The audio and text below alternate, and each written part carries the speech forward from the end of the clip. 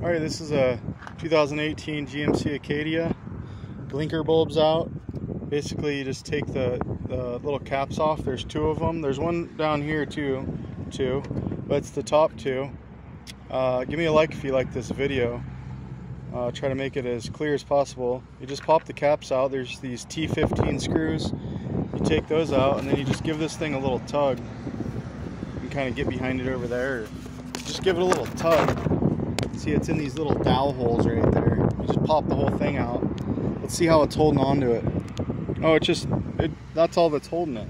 Yeah, originally I thought this thing popped off, but that's a piece of it, so don't break that. You gotta take these two T15 screws out. And then you don't really need to mess with this either. The blinker, if you can see it, is right here. You just twist it. Lefty-loosey, righty-tighty. I already took it out. And this is a LED, I think. So this is an actual bulb. The bulb is the 7440. Got it at AutoZone. And you just pop it in there. Give me a like if this helps.